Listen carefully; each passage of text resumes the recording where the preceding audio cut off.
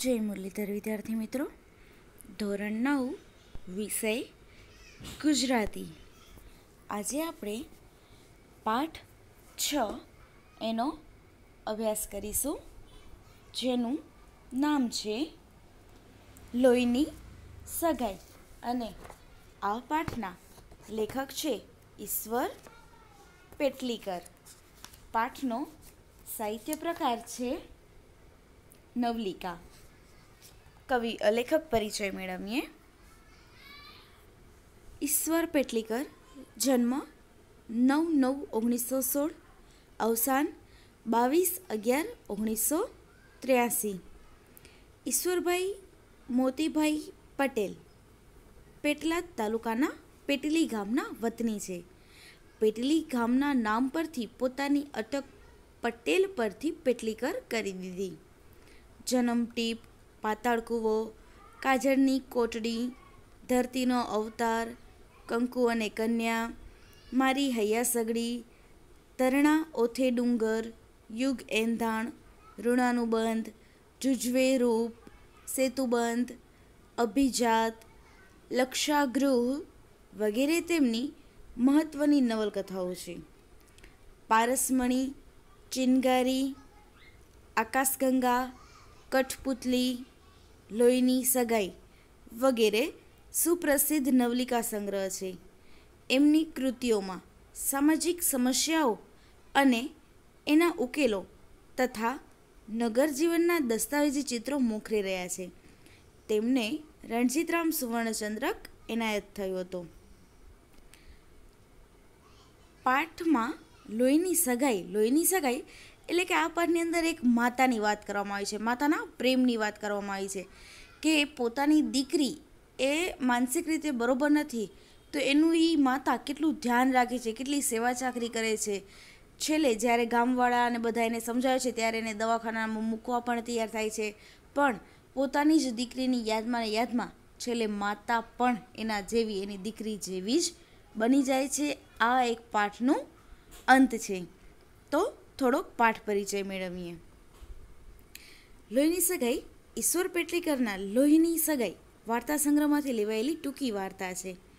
આ વાર્તાના કેન્દ્રમાં માતૃત્વની ચરમ સીમાનું આલેખન છે। અમૃત કાકીના 4 સંતાનોમાં 2 દીકરા અને 2 દીકરીઓ છે, જેમાં સૌથી નાની દીકરી મંગુ નાનપણથી જ ગાંડી અને મૂંગી છે। અમૃત કાકી અપાર માતૃત્વથી ગાંડી દીકરીની સેવા કરતા હોય છે। ગામના ઘણા લોકો દીકરીને ગાંડાના દવાખાનામાં મૂકી આવવાની સલાહ આપે છે, પણ અમૃત કાકી એ માટે તૈયાર નથી। આમ છતાં ગામની એક ગાંડી થયેલી છોકરી દવાખાનેથી સારી થઈ પાછી આવે છે એ જોઈ અમૃત કાકી પણ મંગુને દવાખાને મૂકવા તૈયાર થાય છે। મંગુને દવાખાને મૂકવા જતી વખતે અમૃત કાકીની મનસ્થિતિ અને ત્યાં ગયા પછીના વાર્તાલાપોમાં મંગુ માટેનો માતા તરીકેનો અપાર પ્રેમ વ્યક્ત થયો છે। દવાખાને મૂકીને આવ્યા પછી પણ અમૃત કાકીનું મન તો મંગુની ચિંતામાં જ દુઃખી છે। વાર્તાને અંતે લેખકે મૂકેલા શબ્દો અમૃત કાકી મંગુની નાતમાં વટલાઈ ગયા હતા। આ દ્વારા મંગુના વિચારોમાં અમૃત કાકી પણ ગાંડા થઈ ગયા એ સંકેત મૂકી દીધો છે। આમ આખી વાર્તામાં લેખકે લાઘવથી, શિષ્ટ અને તળપદી ભાષાથી અમૃત કાકીનું માતૃત્વ ઉપસાવી આપ્યું છે। તો વિદ્યાર્થી મિત્રો, આ પાઠને તમે વિડીયો સ્વરૂપે, ચિત્ર સ્વરૂપે જુઓ તો વધારે સમજ પડશે। તો ચાલો આપણે આ પાઠનો વિડીયો જોઈએ અને એમાંથી પાઠને સમજીએ। વિડીયોની સાથે સાથે જ સમાનાર્થી આવતા હશે, પાઠના અઘરા શબ્દો આવતા હશે, રૂઢિપ્રયોગ એનો પણ એમાં ઉલ્લેખ કરવામાં આવેલો છે, તો એને પણ આપણે ધ્યાનથી નિહાળીશું, ધ્યાનથી જોઈશું। સગાઈ નવલિકા જોઈએ। તેના લેખક છે ઈશ્વર પેટલીકર। તેમનો જન્મ 9/9/1916 ના રોજ અને તેમનું અવસાન 22/11/1983 ના રોજ થયું હતું। તેમણે જન્મટીપ પાતાળ કૂવો, લાક્ષાગૃહ, ધરતીનો અવતાર વગેરે જેવી મહત્વની નવલકથાઓ લખી છે. તો પારસમણી, ચિનગારી, આકાશગંગા, કઠપૂતળી અને લોહીની સગાઈ જેવા સુપ્રસિદ્ધ નવલિકા સંગ્રહો લખ્યા છે. લોહીની સગાઈ પાઠ એમના લોહીની સગાઈ નવલિકા સંગ્રહમાંથી લેવામાં આવ્યો છે.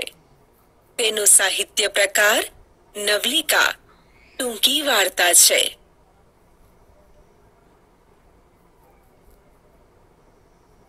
મંગુને ગાંડાના દવાખાનામાં મૂકવાની સલાહ લોકો અમરત કાકીને આપતા ત્યારે એમની આંખમાં જળજળી આવી જતા અને દરેકને એ એક જ જવાબ આપતા, હું માં થઈને ચાકરી ન કરી શકું તો દવાખાનાવાળાને શી લાગણી હોય?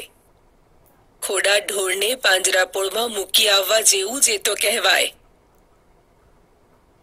ચાકરી એટલે માવજત અથવા સેવા અને ખોડું એટલે પગે લંગડું. મિત્રો, પાઠની શરૂઆતમાં જ લેખકે દર્શાવી દીધું છે કે વિધવા અમરત કાકીને એક માનસિક રીતે અસ્થિર દીકરી છે. તેને તેઓ ગાંડાના દવાખાનામાં મૂકવા તૈયાર નથી. મંગુને દવાખાનામાં મૂકવાની વાતથી જ તેમની આંખો ભરાઈ આવે છે. તેઓ માં થઈને આ કામ કરી ન શકે. અમરત કાકીની આ ગ્રંથિ જાહેર થઈ ગયા પછી કોઈ એમને એવી વાત કરતું નહીં. જન્મની ગાંડી ને મૂંગી દીકરીને એ જે રીતે ઉછેરતા, ચાકરી કરતા અને લાડ લડાવતા એ પ્રત્યક્ષ જોઈ લોકો એમના વખાણ પણ કરતા કે આવી રીતે ગાંડી દીકરીને તો અમરત કાકી જ ઉછેરી શકે. બીજાને ઘેર હોય તો ભૂખી તરસી ક્યારની મરી ગઈ હોય અને જીવતી હોય તો પણ આવું હૃષ્ટપૃષ્ટ શરીર તો ન જ હોય. ગ્રંથિ જાહેર થઈ જવી રૂઢિપ્રયોગનો અર્થ ગેરસમજની ખબર પડી જવી. ગ્રંથિ એટલે ગેરસમજ, પ્રત્યક્ષ એટલે આંખ સામે અને હૃષ્ટપુષ્ટ એટલે ભરાવદાર શરીર. પ્રત્યક્ષ શબ્દનો વિરુદ્ધાર્થી પરોક્ષ અને વખાણનો વિરુદ્ધાર્થી નિંદા થાય.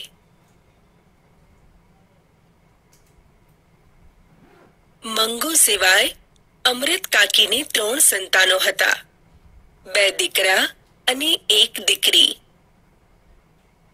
અમરત કાકી એ 3 સંતાનોને વિસરી ગયા હોય તેમ એમનું સમગ્ર માતૃત્વ મંગુ ઉપર અભિષેક કરતું હતું.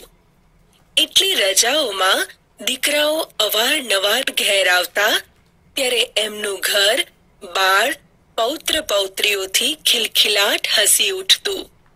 છતાં દાદીમા તરીકે અમરત કાકી હરખપદુડા થઈ જતા નહીં. ભાગ્યે જ બાળકોને એ તેડતા, રમાડતા કે લાડ કરતા. અભિષેક કરવો રૂઢિપ્રયોગનો અર્થ જળથી સ્નાન કરાવવું અને હરખપદુડા થઈ જવું એટલે આનંદથી ગાંડા ઘેલા થઈ જવું થાય. દીકરો કે દીકરી મા બાપ માટે મૂડી ગણાય અને તેમના સંતાનો વ્યાજ ગણાય. મૂડી કરતા વ્યાજ વધારે વહાલું લાગે એમ દીકરાઓના સંતાનો માતા પિતાને વહાલા લાગે. પણ અમરત કાકીના કિસ્સામાં એવું નહોતું. મંગુ પર જ પોતાના સઘળા પ્રેમનો અભિષેક તેઓ કરતા. પોતાના દીકરાના સંતાનોને ભાગ્યે જ રમાડતા.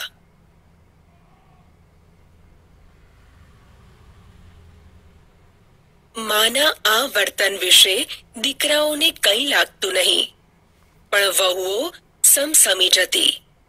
બંને વહુઓની પતિ આગળ આ એક જ ફરિયાદ હતી.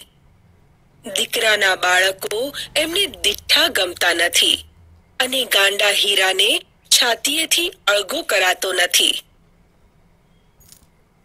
સમસમી જવું રૂઢિપ્રયોગનો અર્થ મનમાં સમજી શાંત બેસી રહેવું અને છાતીએથી અળગું ન કરવું એટલે નજર આગળથી દૂર ન કરવું. દીકરી માને મોંએ જ સંભળાવી દેતી. મંગુને ખોટા લાડ લડાવીને તે જ વધારે ગાંડી કરી મૂકી છે.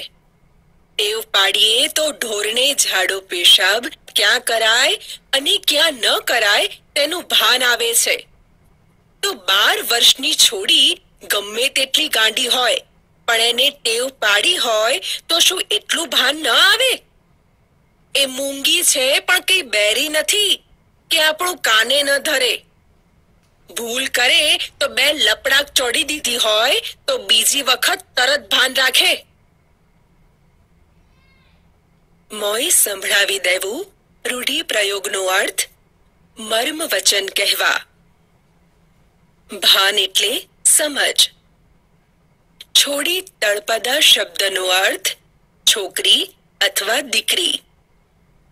કાને ન ધરવું રૂઢિપ્રયોગનો અર્થ ધ્યાન ન દેવું. અને લપડાક ચોડી દેવી એટલે તમાચો મારી દેવો થાય. મૂંગો શબ્દનો વિરુદ્ધાર્થી શબ્દ વાચાળ થાય.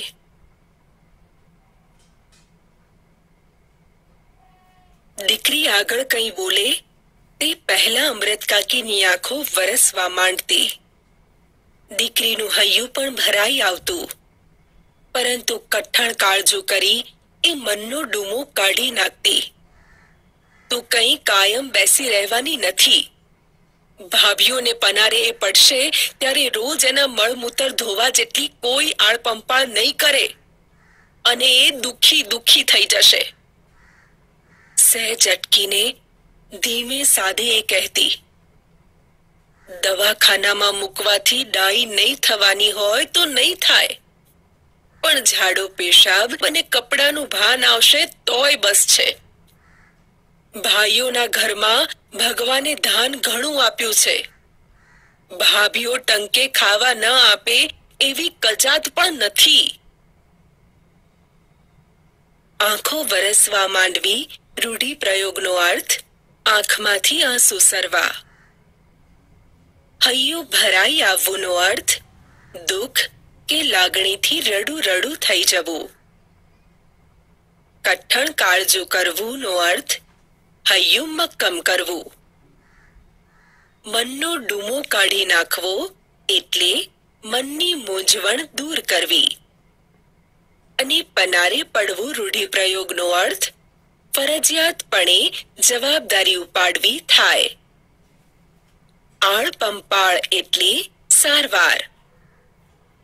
ટંક એટલે જમવાનો સમય. અને કજાત એટલે ખરાબ. અમૃત કાકીની બીજી દીકરી કમુ મંગુને ઝાડો અને પેશાબ કરવાનું ભાન નથી. એ ભાન આવે એ માટે તેને દવાખાનામાં મૂકવાનું કહે છે. પણ શું અમૃત કાકી એના માટે તૈયાર થશે?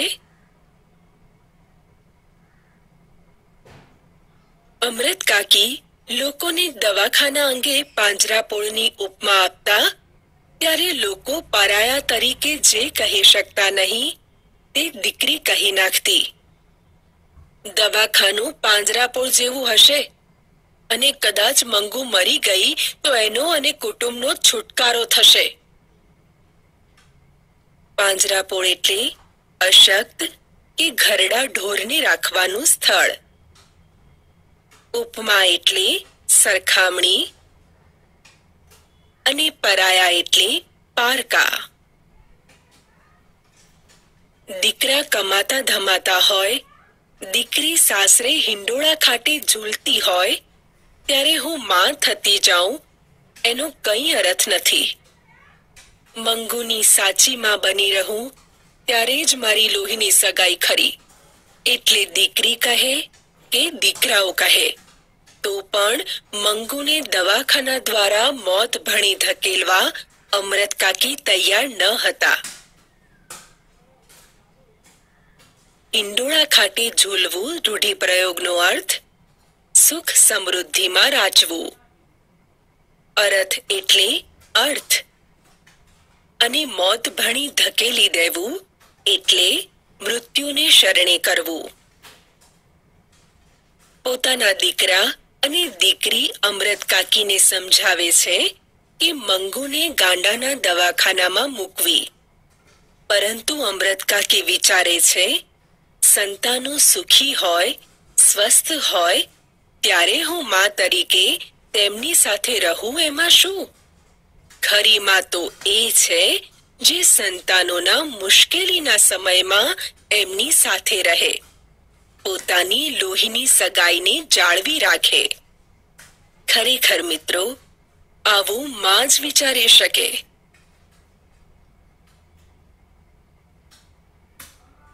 દીકરાઓ માના આ ભાવને સમજી ગયા હતા.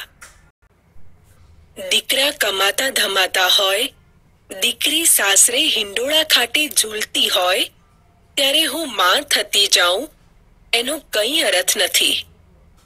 મંગુની સાચી માં બની રહું ત્યારે જ મારી લોહીની સગાઈ ખરી. એટલે દીકરી કહે કે દીકરાઓ કહે તો પણ મંગુને દવાખાના દ્વારા મોત ભણી ધકેલવા અમૃત કાકી તૈયાર ન હતા. ઈંડોળા ખાતે ઝૂલવું રૂઢિપ્રયોગનો અર્થ સુખ સમૃદ્ધિમાં રાચવું. અરથ એટલે અર્થ અને મોત ભણી ધકેલી દેવું એટલે મૃત્યુને શરણે કરવું. પોતાના દીકરા અને દીકરી અમૃત કાકીને સમજાવે છે કે મંગુને ગાંડાના દવાખાનામાં મૂકવી. પરંતુ અમૃત કાકી વિચારે છે, સંતાનો સુખી હોય, સ્વસ્થ હોય ત્યારે હું માં તરીકે તેમની સાથે રહું એમાં શું? ખરી માં તો એ છે જે સંતાનોના મુશ્કેલીના સમયમાં એમની સાથે રહે, પોતાની લોહીની સગાઈને જાળવી રાખે. ખરેખર મિત્રો, આવું માં જ વિચારી શકે.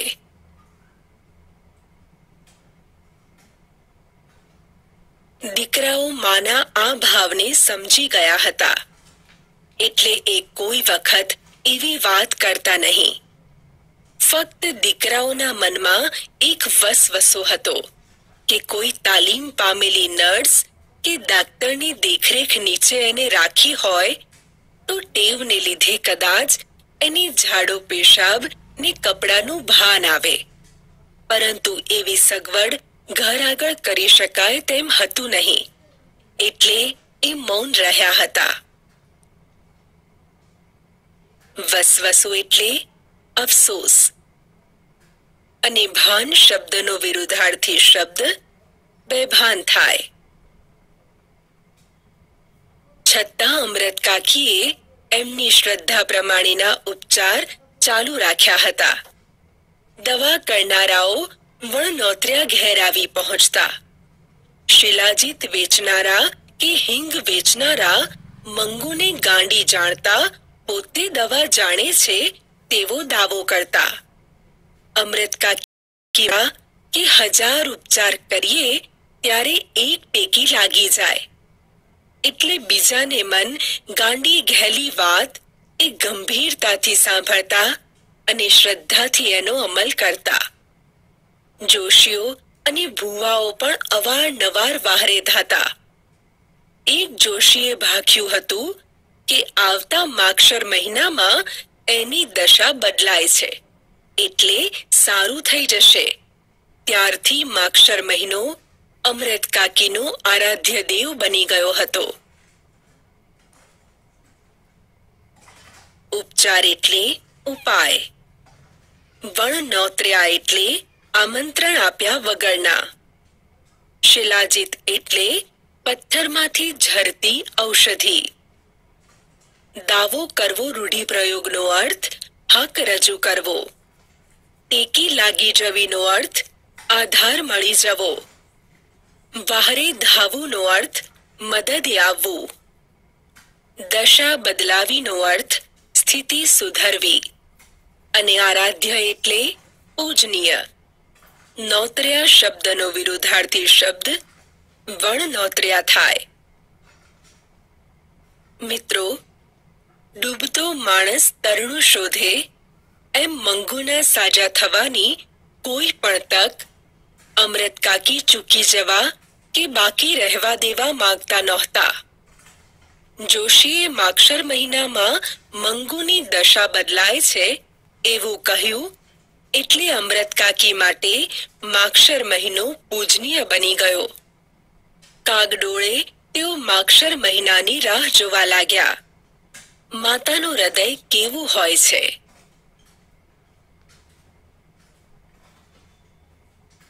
માક્ષર મહિને તાકડે મંગુને 14 વર્ષ પૂરા થઈ રહેતા હતા એટલે કોઈ ડાહ્યું માણસ જે તરંગે ન ચડી જાય તેવા તરંગે અમૃત કાકી ચડી જતા.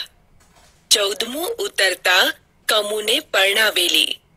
મંગુ ડાહી હોત તો આજે એના વિવાહનું પણ નક્કી થઈ ગયું હોત. જો માક્ષર મહિનામાં એને મટે તો મોઈનું રૂપ તો એવું છે કે મૂર્તિઓ એને જોતા સમો હા પાડી દે અને જાણે એને મટ્યું હોય તેમ એ લગ્નની યોજના પણ વિચારવા મંડી જતા.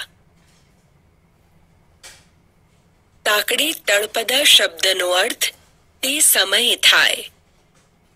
તરંગે ચડી જવું રૂઢિપ્રયોગનો અર્થ વિચારે ચડી જવું થાય. અને જોતા સમો એટલે જોતા જ. એક વખત મંગુ ડાહ્યાની માફક ચોકડીમાં પેશાબ કરવા બેઠી.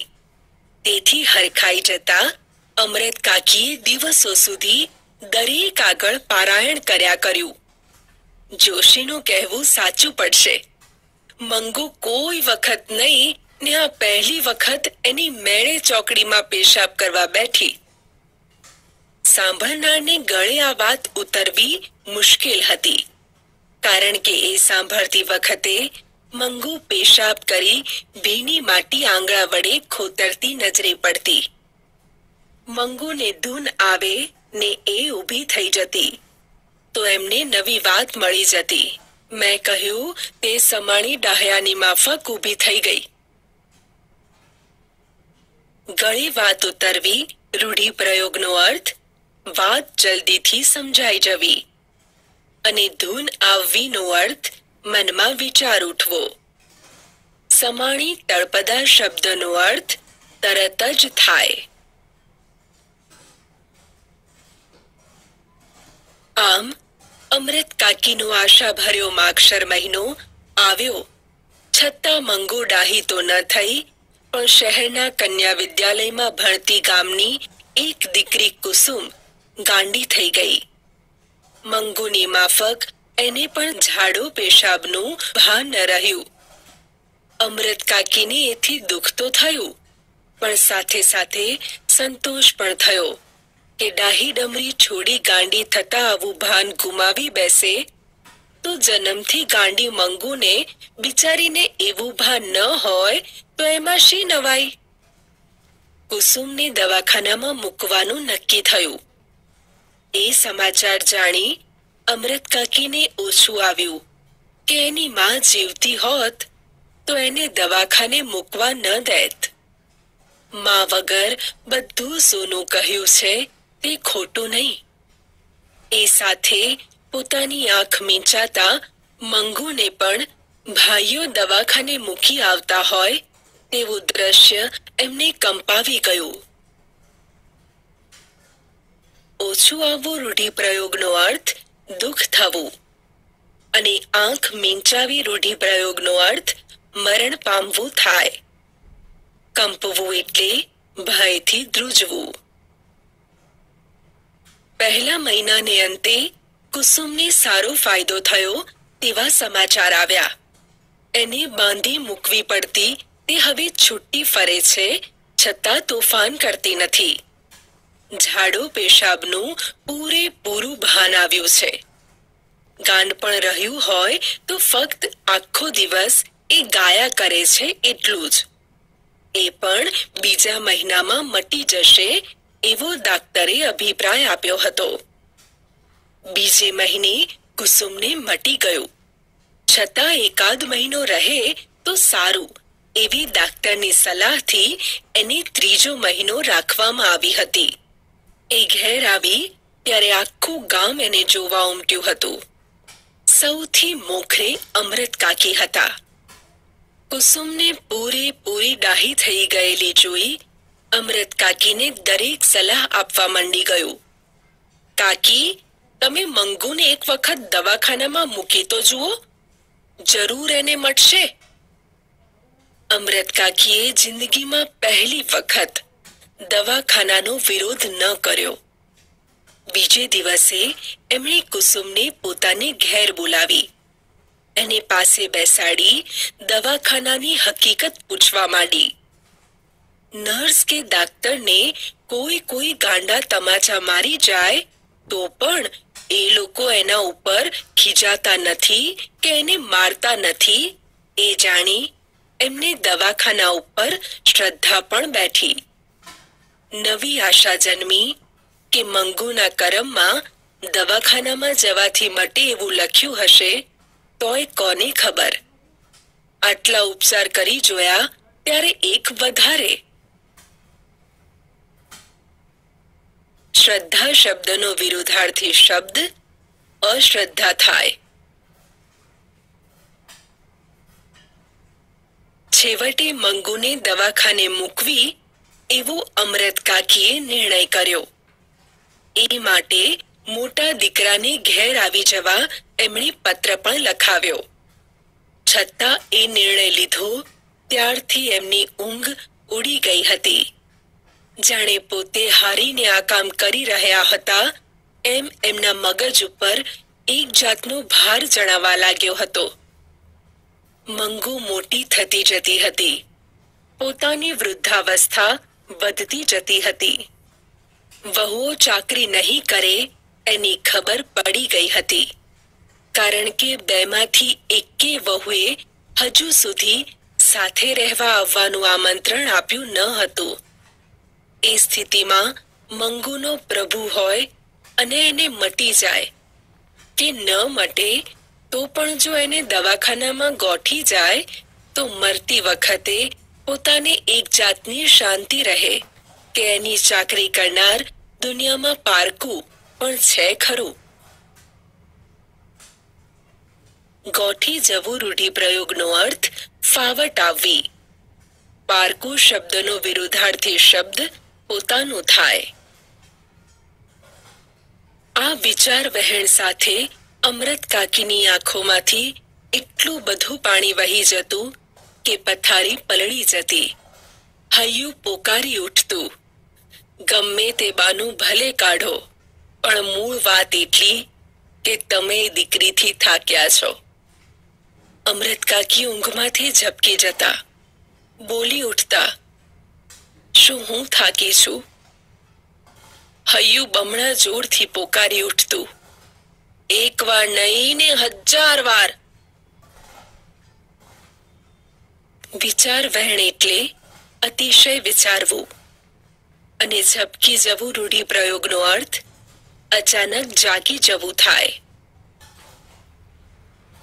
અમૃત કાકીને થયું પોતે દીકરાને પત્ર લખ્યો તે જ મોટી ભૂલ કરી. એવી શી ઉતાવળ હતી કે શિયાળાની ટાઢમાં એને દવાખાને ધકેલવી પડે? રાતમાં હું એને કેટલાય વખત ઓઢાડું છું. દવાખાનામાં એમ ઘડીએ ઘડીએ કોણ ઓઢાડશે? ઉનાળામાં મૂકવાનું રાખ્યું હોત તો ઠીક થાત. પરંતુ પત્ર મળતા દીકરો આવી પહોંચ્યો. દવાખાનામાં દાખલ કરવાનો મેજિસ્ટ્રેટનો હુકમ પણ મેળવી લીધો. એક અઠવાડિયામાં જ મંગુને મૂકવા જવાનું આવી પહોંચ્યું. અમૃત કાકીને ખાતરી થઈ ગઈ કે દીકરો ગાંડી બહેનને દવાખાનામાં ધકેલી વેઠ ઉતારવા માંગે છે. એવું ના હોત તો પત્ર મળતા તરત આવી શું કામ પહોંચે? મેજિસ્ટ્રેટ એટલે ન્યાયાધીશ અને વેઠ ઉતારવી રૂઢિપ્રયોગનો અર્થ કમ અને જેમ તેમ કામ કરવું થાય. મંગુને મૂકવા જવાનું હતું તે રાતે અમૃત કાકીને બિલકુલ ઊંઘ આવી ન હતી. સવારમાં એક વિચાર એ પણ આવ્યો કે પોતે સાથે ન જાય તો સારું. દવાખાનાવાળા દીકરીને પોતાનાથી છૂટી પાડશે તે સહેવાશે નહીં, પરંતુ દવાખાનામાં કેવી સગવડ છે એ પોતે નજરે જુએ નહીં ત્યાં સુધી ચેન પડે એવું ન હતું. એટલે એ ન છૂટકે જવા તૈયાર તો થયા, પણ મંગુને લઈ ઘર બહાર નીકળવાનું થયું ત્યારે એમના ઉપર બ્રહ્માંડનો ભાર આવીને ઠલવાઈ ગયો. ચેન ન પડવો રૂઢિપ્રયોગનો અર્થ શાંતિ ન થવી અને સગવડનો વિરુદ્ધાર્થી શબ્દ અગવડ થાય. આંખમાંથી શ્રાવણ ભાદરવો શરૂ થયો. નજર મંગુ ઉપર ચોંટી ગઈ હતી. તે કેમેય ઉખડતી ન હતી. મંગુ એને પહેરાવેલા નવા કપડાનો રંગ ધારી ધારીને જોઈ રહી હતી. ગેલમાં આવી ગઈ હોય તેમ અમૃત કાકી સામે જોતા એ હસી પણ ખરી. એ સમૂહ અમૃત કાકીનું દિલ કપાઈ ગયું. ઢોર પણ એને ખીલેથી છોડી બીજે લઈ જવામાં આવે છે ત્યારે નવા ધણીને ઘેર જવા આનાકાની કરે છે. મંગુને એટલુંય ભાન ન હતું. એ પ્રત્યક્ષ અનુભવતા અમૃત કાકી ઉમરા ઉપર ફસરાઈ પડ્યા. હૈયું કકડી ઉઠ્યું. અબોધ દીકરીનું દુનિયામાં કોઈ નહીં. સગી માં પણ એની ના થઈ. શ્રાવણ ભાદરવો વરસવો રૂઢિપ્રયોગનો અર્થ ચોધાર આંસુએ રડવું. ગેલમાં આવી જવુંનો અર્થ આનંદમાં આવી જવું. સમૂહ તળપદા શબ્દનો અર્થ તરત જ થાય. દિલ કપાઈ જવું રૂઢિપ્રયોગનો અર્થ ખૂબ જ દુઃખી થવું થાય. આનાકાની કરવીનો અર્થ હા ના કરવી. ફસડાઈ પડવું એટલે ઢળી પડવું. હૈયું કકળી ઉઠવુંનો અર્થ હૃદયમાં દુઃખ થવું. અને અબુધ એટલે સમજ વગરનું. મંગુને દવાખાનામાં મૂકવા મને તૈયાર થયેલા અમૃત કાકી દુઃખી તો હતા જ, પણ મંગુને એનુંય ભાન નહોતું. એનાથી એમને વધારે દુઃખ લાગ્યું. તેમને લાગ્યું કે ના સમજ દીકરીનું દુનિયામાં કોઈ નથી, એની સગી માં પણ નહીં.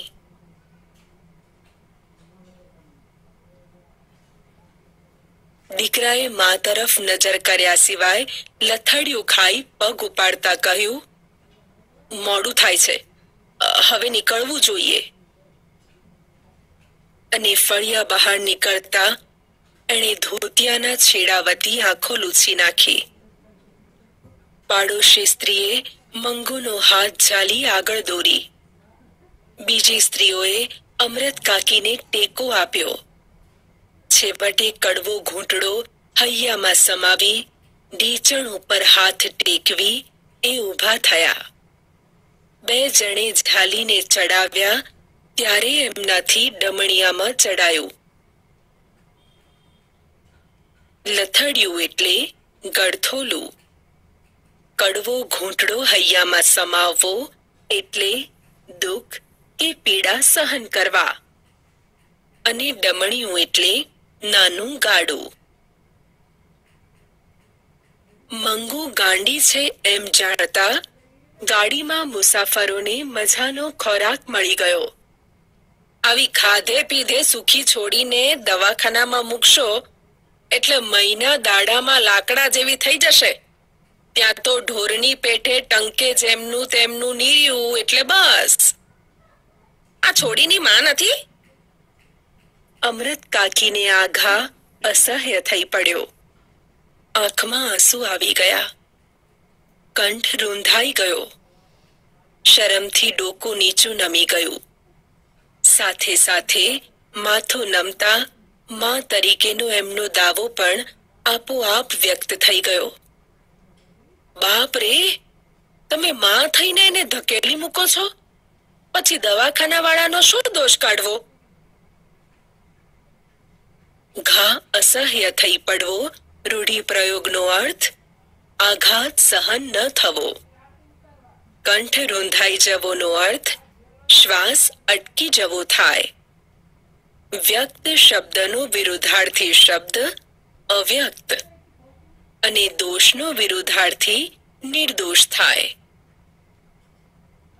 અમૃત કાકી જો એકલા હોત કે દીકરાને માઠું લાગવાની બીક ન હોત તો વળતી ગાડીમાં મંગુને લઈ એ ઘેર પાછા ફર્યા હોત. પરંતુ બીજો ઉપાય ન હતો એટલે ભારે પગલે અને ભારે હૈયે એ દવાખાનામાં દાખલ થયા. મુલાકાતનો સમય હતો એટલે વચલા ખંડમાં દર્દીઓ અને એમના સગા સંબંધીઓ છૂટા છૂટા બેઠા હતા. સ્વજનોએ ઘેરથી આણેલી રસોઈ ઘણા જમતા હતા. માઠું લાગવું એટલે દુઃખ લાગવું અથવા અપમાન લાગવું. ભારે પગલે અને ભારે હૈયે એટલે અતિશય દુઃખી હૃદય. આણેલી તળપદા શબ્દનો અર્થ લાવેલી થાય.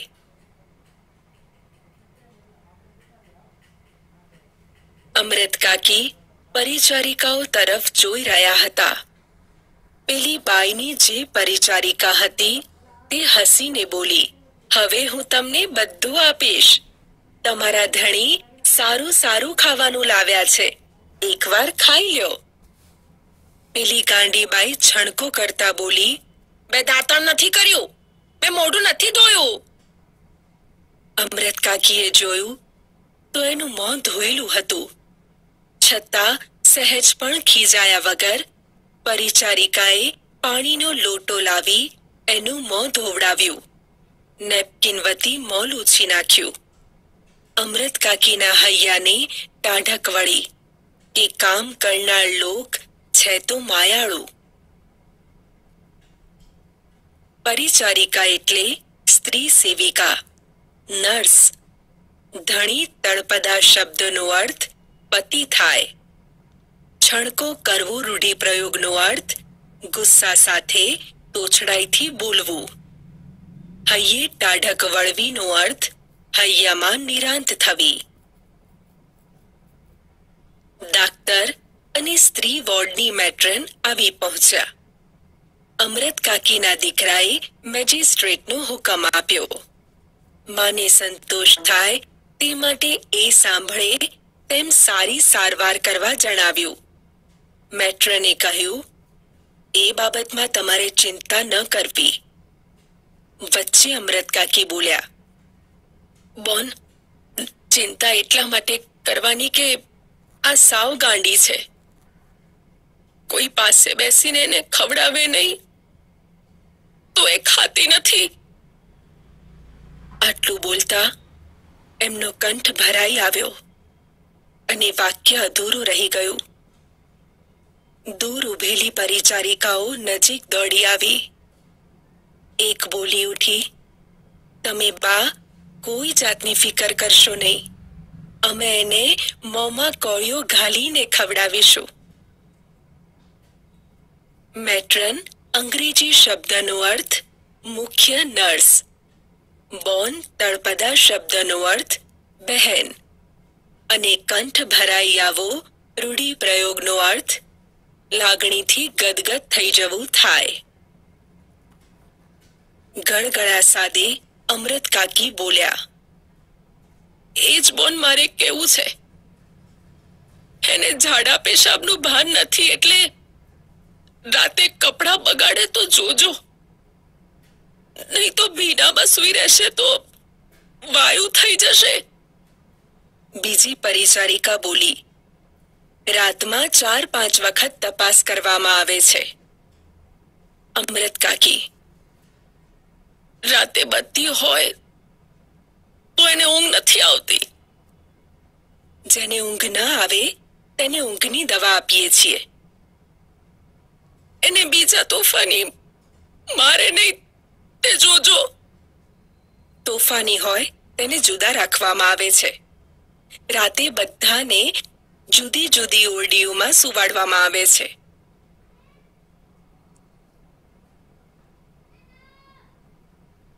મળવા આવેલા મુલાકાતીઓ વિદાય લેતા ત્યારે દર્દીને અંદરના ખંડમાં લઈ જવા પૂરતું બારણું થોડું ખુલતું.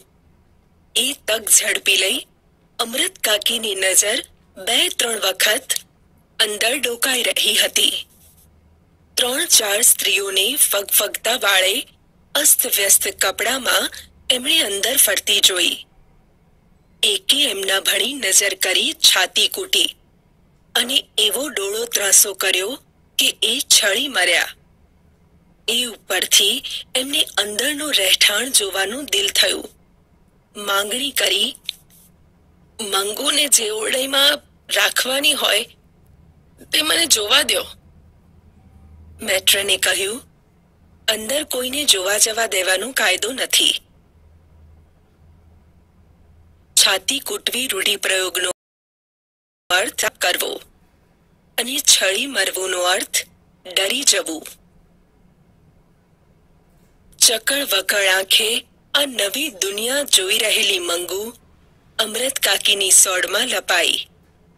માથે હાથ મૂકી અમૃત કાકી રોજનો વહાલ સોયો બેટા શબ્દ ઉચ્ચારવા ગયા ત્યાં એમનો સાદ ફાટી ગયો. મરણ પોક જેવી લાંબી પોક મુકાઈ ગઈ. આખું દવાખાનું એ આક્રંદમાં ડૂબી ગયું. દીકરાની આંખમાંથી ચોધાર આંસુ વહી ચાલ્યા. આવા રુદનથી તેવાઈ ગયેલા ડાક્ટર, મેટ્રન અને પરિચારિકાઓના હૈયા પણ ભરાઈ આવ્યા. દિવાલો પણ ધ્રુજી ઉઠી કે આટલું લાગણી ભર્યું કોઈ ગાંડાનું સ્વજન આજ સુધી આવ્યું અમે જાણ્યું નથી. ચકળ વકળ એટલે આમ તેમ. સોડમાં લપાવો રૂઢિપ્રયોગનો અર્થ આશ્રય લેવો. સાદ ફાટી જવોનો અર્થ અવાજ તરડાઈ જવો. મરણ પોક એટલે મરણ જાહેર કરવા જોરથી રડવું તે, અને આક્રંદ એટલે રુદન. મિત્રો, લેખક કહે છે, દિવાલો પણ ધ્રુજી ઉઠી કે આટલું લાગણી ભર્યું કોઈ ગાંડાનું સ્વજન આજ સુધી આવ્યું અમે જાણ્યું નથી.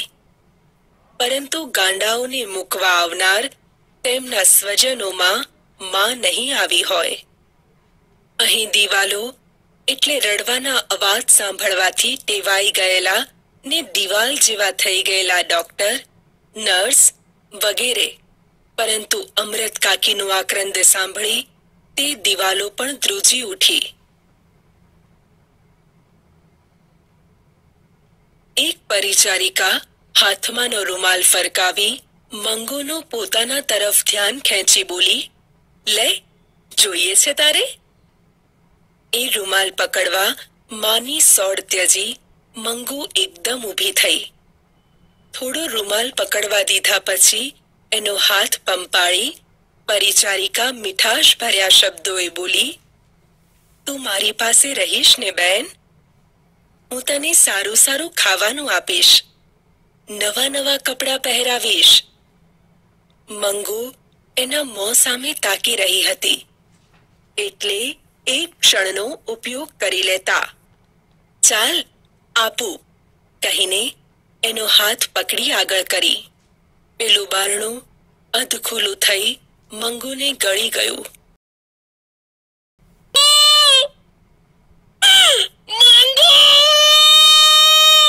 નિકાળજો કંપી જાય તેવી ચીસ અમૃત કાકીએ ફરી નાખી. અધખુલ્લું એટલે અડધું ખુલેલું અને ગળી જવું એટલે પોતાનામાં સમાવી લેવું. ડાક્ટરે આશ્વાસન આપતા કહ્યું, ઘરડા બા, અને બાજુમાં ઊભેલા દીકરા તરફ આંગળી કરતા જણાવ્યું, આ તમારા દીકરા જેવો મને પણ દીકરો ગણજો. દીકરીને દવાખાનામાં નહીં પણ દીકરાને ઘેર મૂકી જાઓ છો એમ માનજો. અધેડ ઉંમરની બાળ વયમાં વિધવા થતા આ ક્ષેત્રમાં પડેલી મેટ્રને આશ્વાસન આપતા કહ્યું, આજ સુધી તમે એના એક બા હતા. આજથી હું એની નવી બા થઈ છું. આશ્વાસન એટલે દિલાસો. વિધવા શબ્દનો વિરુદ્ધાર્થી શબ્દ સધવા થાય.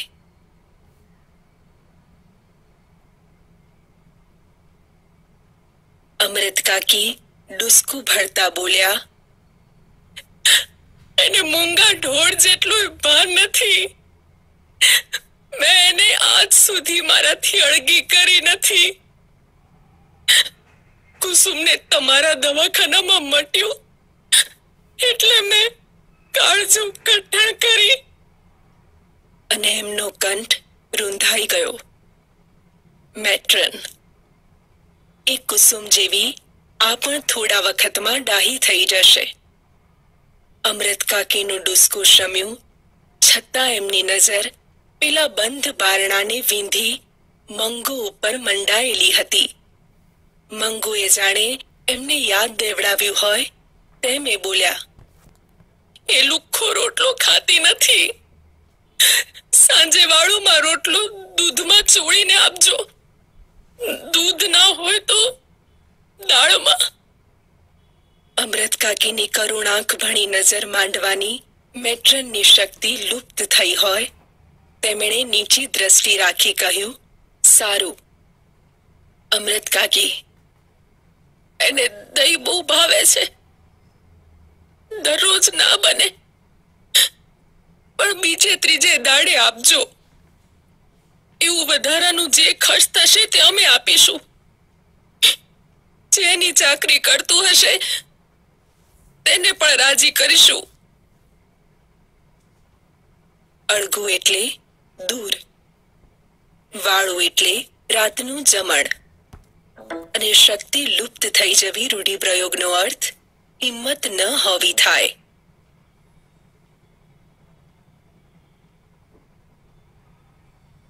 અમૃત કાકી અને દીકરો મંગુને મૂકી દવાખાનાની બહાર નીકળ્યા ત્યારે બંનેના મોં ઉપર શોકના વાદળ છવાયેલા હતા. મૂંગા મૂંગા બંને બહાર ઉભેલી ઘોડાગાડીમાં બેસી વિદાય થયા. ગાડીના ડબ્બામાં પગ મૂકતા અમૃત કાકીને સાંભળી આવ્યું, દવાખાનામાં સુવા ખાટલો આપતા હશે કે નહીં? મંગુ નીચે સૂઈ રહેલી નથી એટલે જો ખાટલો નહીં હોય તો એને નહીં ફાવે. મનમાં થયું કે જો પોતાને અંદર જોવા જવા દીધી હોત તો આ ભાળવણી કરવાનું રહી ન જાત. ઓરડીમાં ખાટલો ન જુવત એટલે તરત સાંભળી આવત. દવાખાનામાં કામ કરનાર માયાળુ છે, ભલા છે એવી ખાતરી અમૃત કાકીને થઈ હતી. પરંતુ એમને અંદર જવા દીધા ન હતા એટલે વસવસો રહી ગયો હતો કે આપણને નહીં ગમે તેવું હશે ત્યારે જ અંદર જવા નહીં દેવાનો કાયદો કર્યો હશે ને. એનો ટેકો આપતું હતું પેલું અધખોલું બારણું. ભૂતની માફક ભમતી ગંદી જથર વથર અને ભૂખે મરી ગઈ હોય તેવી બિહામણી ગાંડી સ્ત્રીઓ. એ સાથે અમૃત કાકીને મંગુ પોતાને ન જોવાથી રડતી હોય તેવો સાદ સંભળાયો. એમની આંખોમાંથી આંસુ ચાલ્યા. પેલી સ્ત્રીએ પૂછપરછ કરી, કેમ બા રડો છો? કોઈનું મયણું થયું છે? વસવસુ એટલે અફસોસ, જથર વથર એટલે વેર વિખેર, બિહામણી એટલે ડરામણી અને મયણું તળપદા શબ્દનો અર્થ મરણ થાય.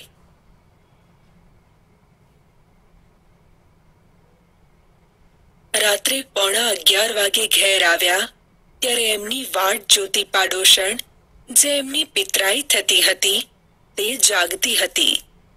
એમને માટે એણે રસોઈ કરી રાખી હતી, પરંતુ બંને જણે વાળું કરવાની ના પાડી. સ્વજનના મરણનો ઘા તાજો હોય ત્યારે જેમ આગ્રહ કરનારની જીભ ન ઉપડે, તેમ પાડોશણ ખેંચતાણ ન કરી શકે. પિતરાઈ એટલે કાકાના સંતાન. જીભ ન ઉપડવી રૂઢિપ્રયોગનો અર્થ બોલવાની હિંમત ન થવી, અને ખેંચતાણ એટલે આગ્રહ. અમૃત કાકીના અંતરમાં એક જ તંબુરો વાગી રહ્યો હતો. મંગુ અત્યારે શું કરતી હશે? પળે પળે એ જ વિચાર એમના હૈયાને વીંધી રહ્યો હતો. કેટલી ઠંડી છે! એને ઉઠાડ્યું હશે, પેશાબ કરી પલાળ્યું હશે તો એની ઘાઘરી અને પાથરણું બદલ્યા હશે. એક જ તંબુરો વાગવો એટલે એકનું એક જ વિચાર આવવો. જાણે મંગુ એમનો બોલ સાંભળવાની હોય તેમ એ બબડ્યા, બેટા, પેશાબ ન કરતી, ઓઢાડેલું કાઢી ન નાખતી. આ શબ્દો સૂતી વખતે એ કાયમ ઉચ્ચારતા, છતાં મંગુ એનો અમલ કરતી નહીં. રાત્રે એણે પેશાબ કર્યો હોય તો એની ઘાઘરી અને પથારી એ બદલી નાખતા. મંગુ મોટી થઈ છતાં પોતાની ભેગી એને સુવાડતા, જેથી એ પેશાબ કરે તો પોતાને તરત ખબર પડે, જાગી જાય અને એને ભીનામાં સૂઈ રહેવું ન પડે.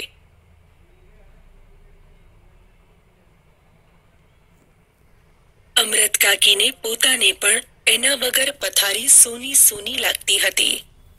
મનમાં થયું, મારા ભેગી સુવા ટેવાઈ ગયેલી એને ઊંઘ આવી હશે. એ સાથે એની આંખો બહાવરી બની પોતાને શોધતી હોય તેમ એમને દેખાયું. એમણે ઈસ ઉપર કપાળ કૂટ્યું. હું માં થઈને એને દવાખાને હડસેલીને આવતી રહી. એમનાથી ડુસકું ભરાઈ ગયું. કપાળ કૂટવું એટલે શોકના આવેશમાં માથું પછાડવું. બહારના ખંડમાં સૂતેલા દીકરાને પણ ઊંઘ આવી ન હતી. માં કરતા એને 100મા ભાગની મંગુ સાથે માયા ન હતી, છતાં એની છાતી ઉપર પણ વેદનાનો કાળમીંડ પથ્થર મુકાઈ ગયો હતો. માના ડુસકા સાથે એની આંખમાંથી પણ આંસુ વહેવા લાગ્યા. પોતાને આટલી વેદના થાય છે તો માને શું શું થતું હશે? વેદના માના હૈયાનું માંસ કેવી ક્રૂર રીતે ચૂંથી રહી હતી, તેનો સાક્ષાત્કાર જીવનમાં પહેલી વખત દીકરાને થયો. એનું હૈયું પોકારી ઉઠ્યું, માનું આ દુઃખ કોઈ ઉપાયે ટાળવું જોઈએ. દીકરો થઈને આટલું હું ન કરી શકું તો મારું જીવતર ધૂળ છે. એ સાથે એના અંતરે પ્રતિજ્ઞા કરી, હું મંગુને જીવતા સુધી સારી રીતે પાળીશ. બહુ એના મળમૂતર ધોવા તૈયાર નહીં હોય તો હું ધોઈશ. એ સાથે વેદનાનો કાળમીંડ પથ્થર એની છાતી ઉપરથી ખસી ગયો. વેદના એટલે પીડા અને કાળમીંડ એટલે ખૂબ કઠણ અને કાળો પથ્થર. અમૃત કાકીએ બીજું ડુસકું ભર્યું હોત તો દીકરાએ તે ઘડીએ જ એમને પોતાની પ્રતિજ્ઞા જણાવી શાંત પાડ્યા હોત. પરંતુ એ જંપી ગયેલા લાગ્યા એટલે હવે સવારે વાત એમ માની દીકરાએ ઊંઘવા આંખ મીચી અને થોડી વારમાં એની આંખ મળી ગઈ. જંપવું એટલે આરામ લેવો અને આંખ મળવી રૂઢિપ્રયોગનો અર્થ ઊંઘ આવી જવી થાય.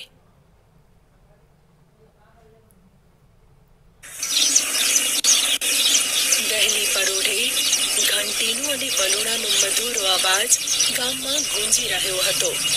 ત્યારે ગામ આખાને વીંધી નાખે તેવી ચીસાચીસ અમૃત કાકીએ કરી મૂકી. ધાજો રે ધાજો! મારી મંગુને મારી નાખી રે! મારી મંગુને મારી નાખી રે!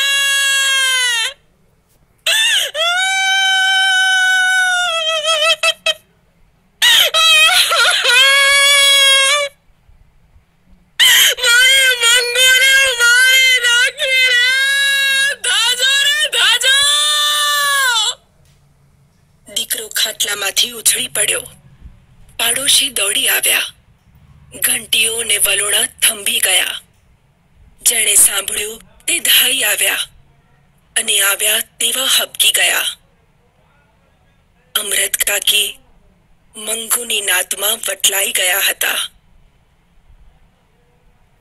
વલોણું એટલે વલોવાનું સાધન અથવા રવૈયો. ધાજો તળપદા શબ્દનો અર્થ દોડજો. હબકી જવું એટલે હેબતાઈ જવું અથવા ચોંકી જવું. તો વિદ્યાર્થી મિત્રો, પાઠ જોયો ને કે છેલ્લે અમૃત કાકી છે એ મંગુની નાતમાં વટેલાઈ ગયા. એટલે કે એના દ્વારા એમ કહેવામાં આવ્યું છે કે છેલ્લે મંગુની યાદમાં, મંગુની ચિંતામાં અમૃત કાકી છે એ પોતે મંગુ જેવા જ અસ્થિર મગજના અને ગાંડા થઈ જાય છે. તો આ પાઠને આધારિત તમારે લોકોએ એક નિબંધ લખવાનો છે જેનું નામ છે માતૃપ્રેમ. તો આટલું કામ લખવાનું તમારે કરવાનું રહેશે. બાકી આ પાઠ જોયા પછી આપણે એટલું સમજવાનું કે આપણે પણ આપણી માતાને કેટલું પ્રેમ કરવું જોઈએ, કેટલું ધ્યાન રાખવું જોઈએ. અસ્તુ.